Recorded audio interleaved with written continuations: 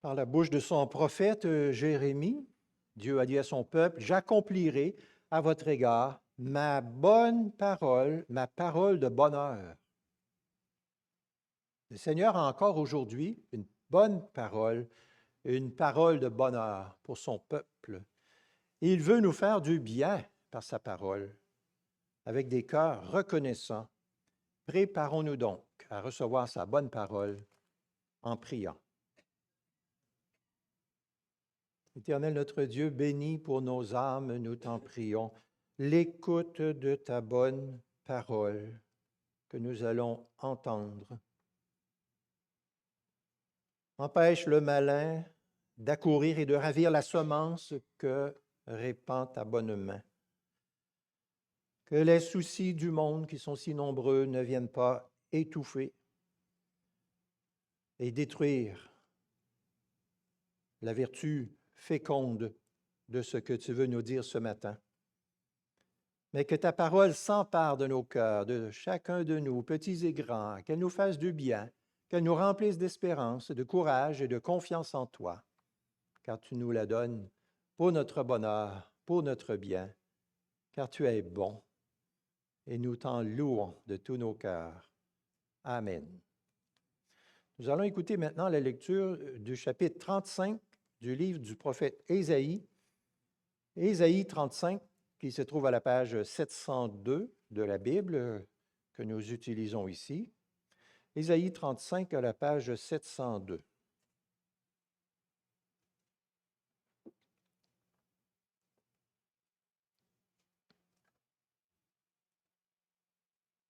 Le désert et le pays aride s'égayeront, la steppe tressaillira d'allégresse et fleurira comme un narcisse. Elle se couvrira de fleurs et tressaillira avec chants d'allégresse et de triomphe. La gloire du Liban lui sera donnée, la magnificence du Carmel et de Saron. Ils verront la gloire de l'Éternel, la magnificence de notre Dieu. Fortifiez les mains languissantes et affermissez les genoux qui chancellent. Dites à ceux dont le cœur palpite, fortifiez-vous, soyez sans crainte, voici votre Dieu. La vengeance viendra, la rétribution de Dieu. Il viendra lui-même et vous sauvera. Alors s'ouvriront les yeux des aveugles, s'ouvriront les oreilles des sourds. Alors le boiteux sautera comme un cerf et la langue du muet triomphera. Car des eaux jailliront dans le désert et des torrents dans la Araba. Le mirage se changera en étang et la terre de la soif en fontaine d'eau. Dans le repaire où se couchaient les chacals, il y aura un emplacement pour les roseaux et les joncs. Il y aura là un chemin frayé, une voie qu'on appellera la voie sainte.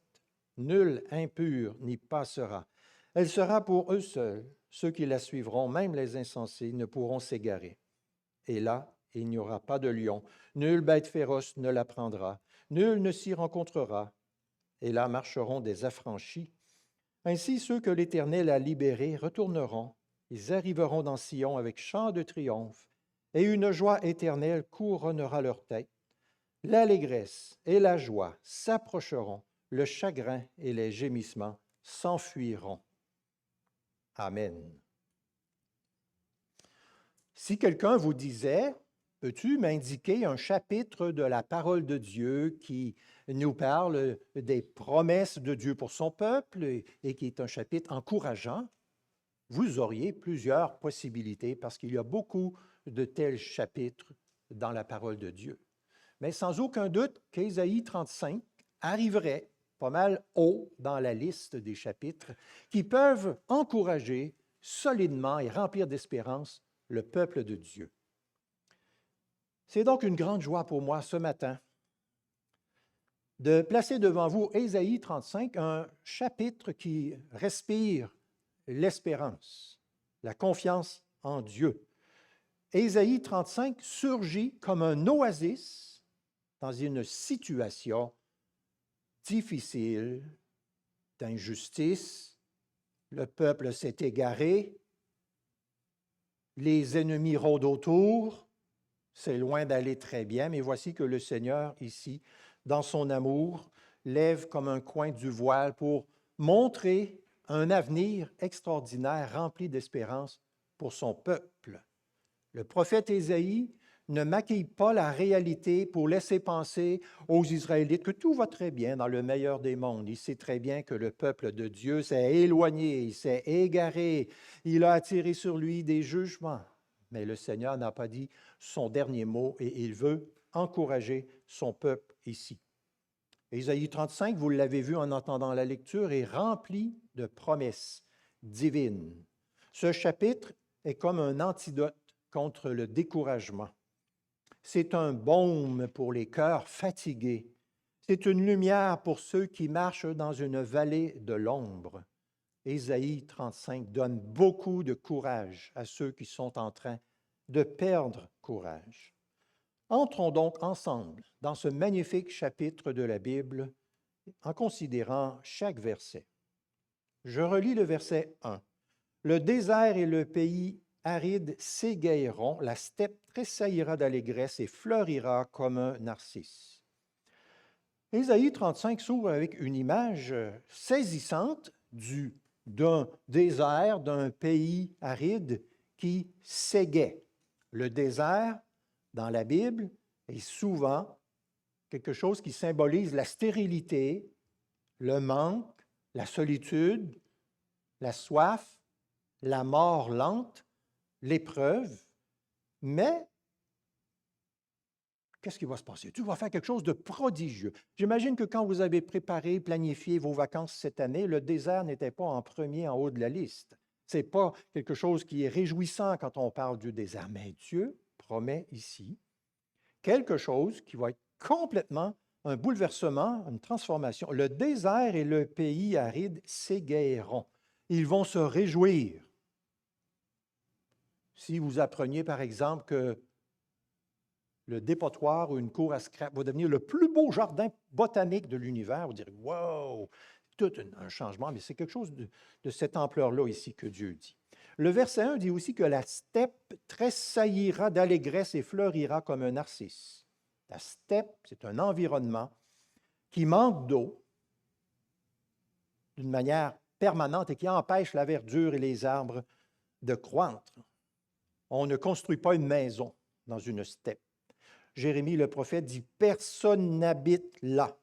On ne fait pas la fête dans une steppe. » Or, Ésaïe 35 annonce qu'un jour, la steppe tressaillira d'allégresse et fleurira comme un narcisse. Le narcisse était une des premières fleurs du printemps, aux couleurs éclatantes de fraîcheur. On la considérait comme la fleur qui annonçait la fin de l'hiver.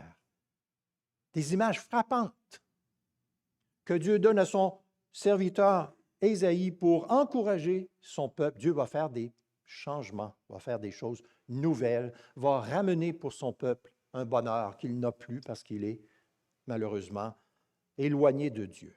Regardez bien le verset 2. Elle se couvrira de fleurs et tressaillira avec chants d'allégresse et de triomphe. La gloire du Liban lui sera donnée, la magnificence du Carmel et de Saron. Ils verront la gloire de l'Éternel, la magnificence de notre Dieu. Elle, c'est la steppe du verset 1. De prime abord, le mot steppe ne va pas avec le mot magnificence. Mais Dieu va faire en sorte que ces deux réalités vont aller main dans la main. La gloire du Liban lui sera donnée. La gloire du Liban, c'est ses magnifiques arbres, sa végétation luxuriante, ses fleurs. Encore aujourd'hui, sur le drapeau du Liban, il y a un cèdre, un beau gros cèdre vert. Donc, c'est Dieu qui va produire ces changements-là. La gloire du Liban lui sera donnée. C'est la belle œuvre de la grâce de Dieu. Et puis, en plus de la gloire du Liban, la steppe recevra la magnificence du Carmel et de Saron. C'était deux endroits qu'on rencontre assez souvent dans la Bible, qui étaient réputés pour leur végétation luxuriante, leur beauté unique, leur abondance de fleurs. L'image évoque donc des grands changements que Dieu va produire dans la situation de son peuple. Et ces changements-là vont montrer la magnificence de l'Éternel, la bonté de l'Éternel. Comme dans le verset 1, l'idée de la joie est première et occupe le centre de l'attention au verset 2. La steppe tressaillira avec chant d'allégresse. Verset 3. Fortifiez les mains languissantes et affermissez les genoux qui chancellent. L'implication, c'est que le peuple de Dieu à cette époque est dans une période d'attente. Il attend l'accomplissement des promesses divines faites depuis longtemps, qui ne sont pas encore là. En vue de ces grandes bénédictions, Ésaïe exhorte les fidèles à s'encourager mutuellement. Fortifiez les mains languissantes et affermissez les genoux qui chancellent. Ces expressions-là témoignent d'une réalité dans la Bible qui parle de quelqu'un qui a plus de force, qui est épuisé. Les mains languissantes ne peuvent pas faire ce qu'elles faisaient. Les genoux qui chancellent ou qui plient ne peuvent pas supporter comme ils le devraient. À l'époque d'Ésaïe, la raison peut-être principale de leur découragement, c'était la menace assyrienne qui était aux portes parce que le peuple s'était détourné de Dieu. Et ils craignaient, ils vivaient dans la peur. Ce qui n'aurait pas dû être le cas parce que Dieu avait fait des promesses à son peuple et son peuple n'avait pas cru, avait manifesté de l'incrédulité face aux promesses de Dieu. Mon frère, ma sœur, si aujourd'hui tu es en train de te battre toi-même personnellement contre des inquiétudes particulières ou des choses difficiles, garde confiance en Dieu. Fais toujours confiance en Dieu. Toujours, toujours. N'abandonne jamais ton attachement confiant à Dieu. Écoutez, Éliphaz de Théman, un ami de Job, il dit à Job, « Tu as fortifié les mains languissantes, tes propos ont relevé celui qui trébuchait, tu as affermi les genoux qui pliaient. » Une partie importante de la vocation chrétienne qui est la nôtre, c'est de nous encourager les uns les autres, de nous affermir mutuellement. Le verset 3, donc, est un appel, un appel.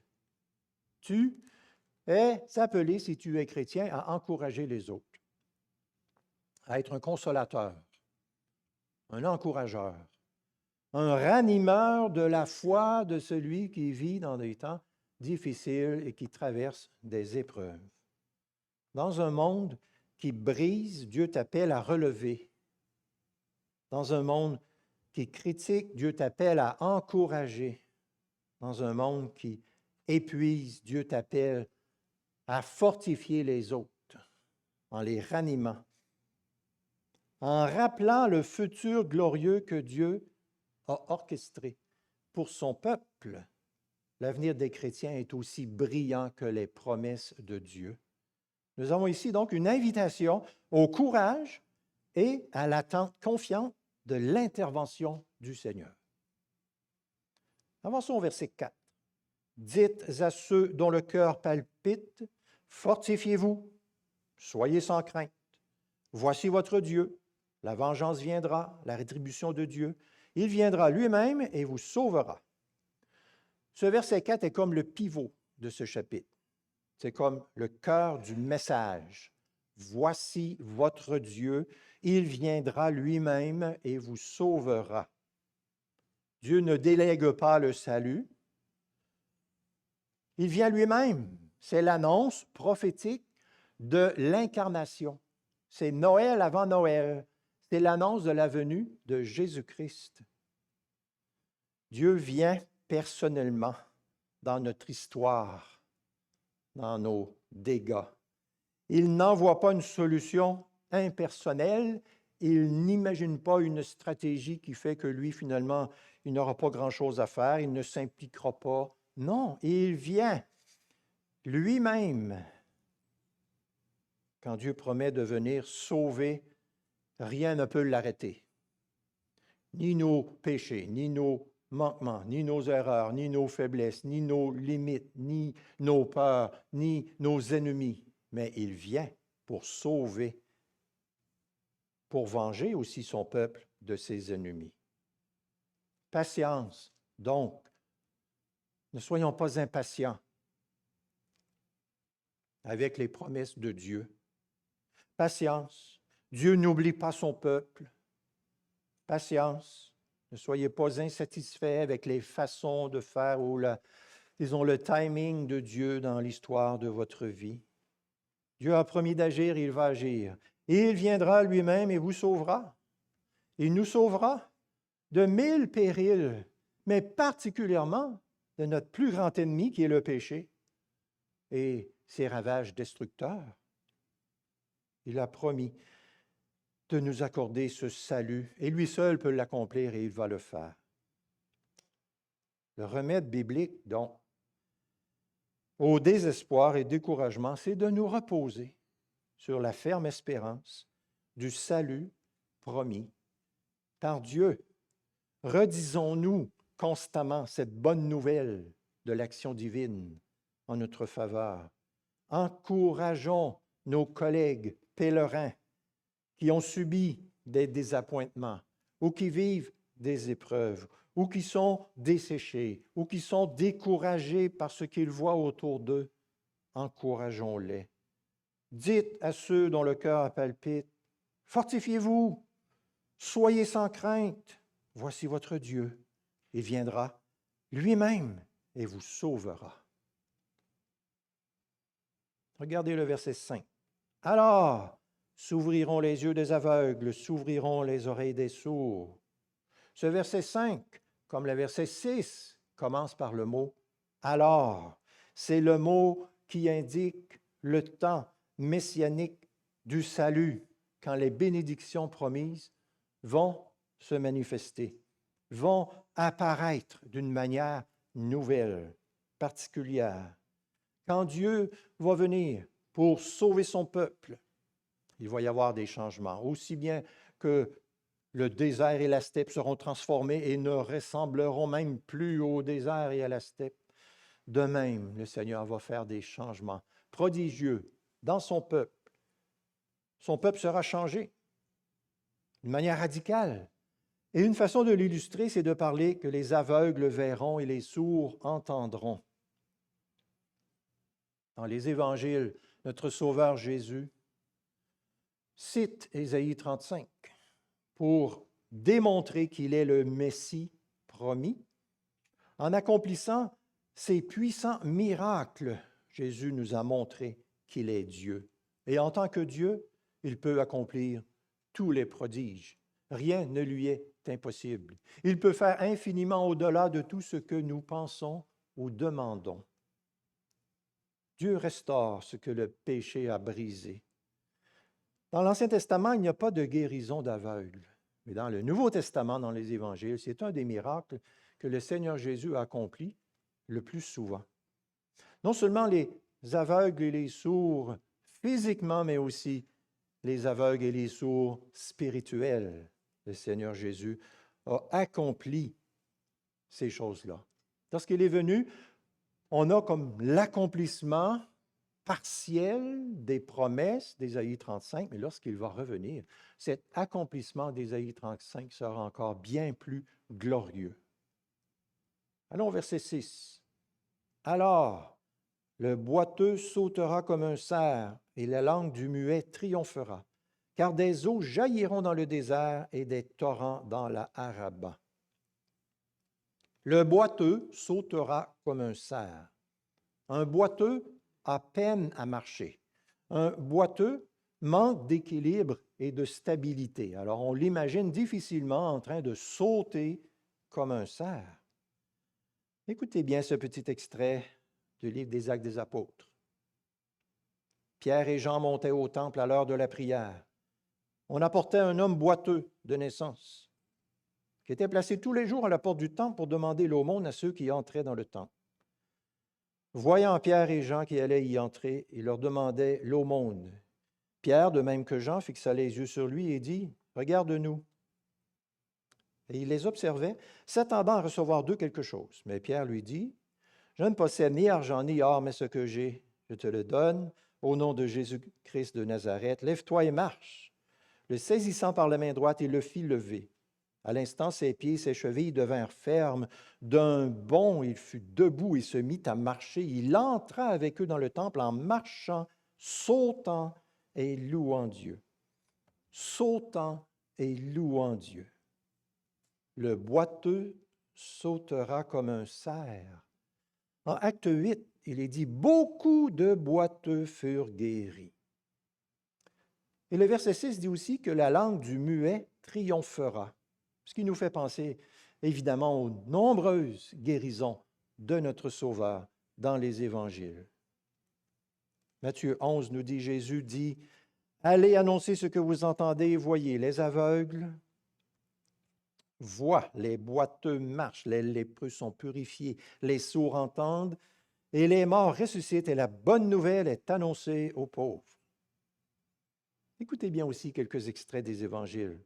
Jésus parcourait toute la Galilée, il enseignait dans les synagogues, prêchait la bonne nouvelle du royaume et guérissait toute maladie, toute infirmité parmi le peuple. Sa renommée se répandit dans toute la Syrie. On lui amenait tous ceux qui souffraient de maladies et de douleurs diverses, des démoniaques, des lunatiques, des paralytiques, et il les guérit. De grandes foules s'approchèrent de lui, avec des boiteux, des aveugles, des sourds-muets, des estropiés, beaucoup d'autres malades.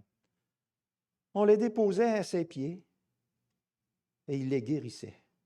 Aussi la foule était-elle en admiration en voyant les sourds-muets parler, les estropiés trouver la santé, les boiteux marcher, les aveugles voir, et elle glorifiait le Dieu d'Israël. Les foules disaient, « Jamais rien de semblable ne s'est vu en Israël. » Ils étaient dans un étonnement extraordinaire et disaient, « Il fait tout à merveille. » Dans les miracles du Seigneur Jésus-Christ, nous découvrons le puissant Sauveur capable de vaincre tous les ennemis qui nous tourmentent et qui nous oppriment. Les miracles du Fils de Dieu que les évangiles étalent devant nos yeux nous montrent le programme rédempteur de Dieu en notre faveur et nous ancrent sur le rocher de notre salut et de notre espérance, c'est-à-dire Jésus-Christ et son œuvre salvatrice. Verset 7. Le mirage se changera en étang et la terre de la soif en fontaine d'eau. Dans le repaire où se couchaient les chacals, il y aura un emplacement pour les roseaux et les joncs. Un mirage est un phénomène bien connu dans les pays chauds. Il résulte de la dilatation inégale des couches d'air qui sont en contact avec le sable chaud. Et ça donne l'impression à ceux qui se trouvent là qu'il y a devant eux une nappe d'eau. Et plus ils s'approchent de cette nappe d'eau, ça disparaît. C'est très frustrant.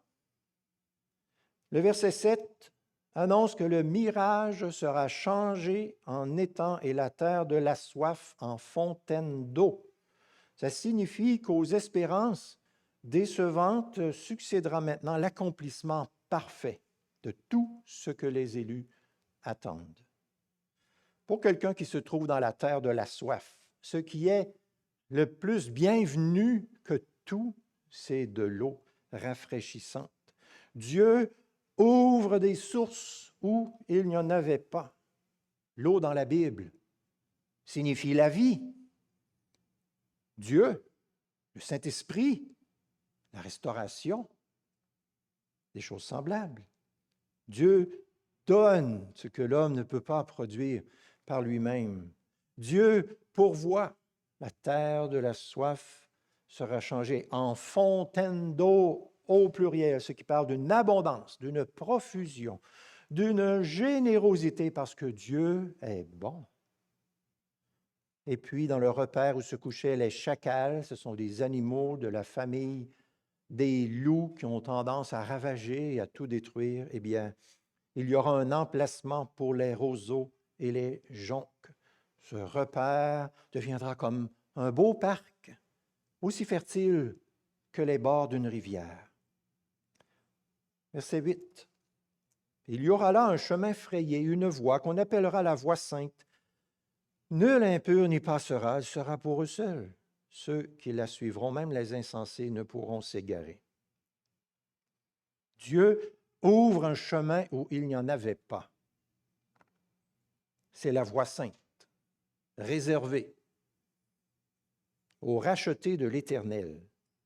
Ce n'est pas un chemin de performance, ce n'est pas un chemin de mérite, ce n'est pas un chemin que l'homme trouve et construit par lui-même, c'est un chemin de grâce. Le Fils de Dieu a dit, moi, je suis le chemin. Nul ne vient au Père que par moi.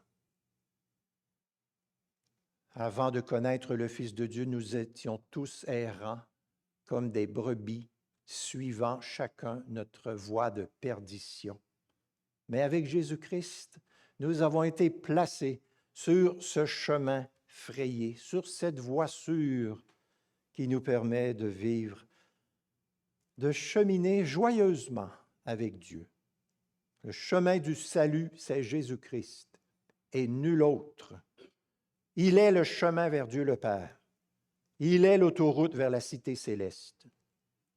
Si vous voulez être sauvés et vivre éternellement dans le bonheur que Dieu promet, croyez en Jésus-Christ et vous serez sauvés. C'est très intéressant de nous souvenir que dans le livre des Actes des Apôtres, le grand mouvement de l'Église primitive, qui était basé sur la foi en Jésus-Christ, était appelé la voie ou le chemin. On voit ça à plusieurs reprises dans le livre des Actes des Apôtres. Notre verset 8 ajoute « Même les insensés ne pourront s'égarer. » Autrement dit, ce chemin sera si clairement indiqué qu'on ne pourra pas se méprendre. Tous les élus seront à destination, ils se rendront à destination. Ils sont bénis, grandement bénis de connaître Dieu, de connaître le chemin vers ce Dieu dont la majesté est incomparable. Voyez le verset 9. « Et là, il n'y aura pas de lion, nulle bête féroce ne la prendra, nul ne s'y rencontrera. Et là marcheront des affranchis. » Le désert, c'est la demeure d'animaux dangereux comme les scorpions et les serpents et les lions.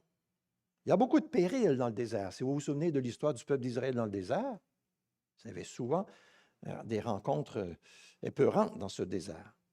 Or, la voie que le Seigneur prépare, dit ce verset, est une voie sécuritaire. Tous les obstacles seront neutralisés. Il n'y aura pas de lion. L'affirmation est catégorique. Ce chemin est protégé. Aucun ennemi ne pourra s'y retrouver. Là marcheront des affranchis. Ce sont uniquement les sauvés qui se retrouveront sur cette route et qui marcheront ensemble d'un seul cœur vers la cité céleste. Ésaïe ne se réfère pas seulement à la délivrance physique qu'on associe au retour de l'exil où quelques milliers de Juifs sont revenus dans la terre promise, mais tout le contexte évoque une délivrance beaucoup plus vaste, avec un horizon beaucoup plus grand. Nous pouvons voir un accomplissement partiel de ce verset 9 dans les paroles suivantes de notre Sauveur. « Mes brebis entendent ma voix, moi je les connais, et elles me suivent. Je leur donne la vie éternelle, elles ne périront jamais, et personne ne les arrachera de ma main. » Finalement, le verset 10. « Ainsi ceux que l'Éternel a libérés retourneront. Ils arriveront dans Sion avec chant de triomphe et une joie éternelle couronnera leur tête. L'allégresse et la joie s'approcheront, le chagrin et les gémissements s'enfuiront. » Ceux que l'Éternel a libérés, ce sont les affranchis du verset 9. Ce sont les sauvés de tous les temps. Ils ont été affranchis, ils ont été libérés parce qu'il y a quelqu'un qui a payé la rançon. Jésus a dit, il est venu donner sa vie en rançon pour beaucoup et le prix qu'il a payé, c'est son sang précieux qu'il a versé pour nous et qui nous soustrait de sous la malédiction divine. Ce salut, dit ce verset, mène à la joie, au chant de triomphe, à l'allégresse, et les gémissements et le chagrin s'enfuient, disparus. Quel avenir glorieux a le peuple de Dieu. Il vivra dans une joie et une allégresse éternelle. Dieu donne à son peuple une joie profonde et une allégresse qui ne dépendent pas des circonstances, des gens, de la météo ou de toutes sortes d'autres choses. Une joie profonde, durable. Seules les bénédictions de Dieu en Jésus-Christ qu'attendent les élus peuvent pleinement correspondre à ces glorieuses promesses d'Ésaïe 35. Que Dieu nous aide à croire en ces promesses et à les espérer. En conclusion, dans ce chapitre, Ésaïe 35, Dieu lève un coin du voile pour nous faire voir son glorieux projet qu'il prépare pour son peuple. Notre espérance n'élimine pas tous les problèmes que nous pouvons rencontrer dans notre quotidien, mais notre espérance replace ces problèmes dans une meilleure perspective. Qu'est-ce qu'il y a de plus solide et de plus réel que le plan éternel de Dieu pour son peuple? Vu les grandes promesses de Dieu, nous avons toutes les raisons du monde d'espérer, de garder courage et de nous confier en Dieu, quoi qu'il arrive. Voilà un tableau magnifique, un des plus beaux de la Bible. Tout ce chapitre est une jubilation. Tout ce chapitre nous encourage à nous affermir les uns les autres, à nous rappeler les uns aux autres ces magnifiques vérités. Ésaïe 35 est comme un oasis rafraîchissant qui nous fortifie pour le reste de notre voyage. Ésaïe 35 nous assure que nous serons délivrés de tous les maux et comblés de tous les biens. Ce qui est aujourd'hui espérance va devenir expérience. Vivons donc d'une manière à ne pas manquer ce grand rendez-vous ultime. Amen.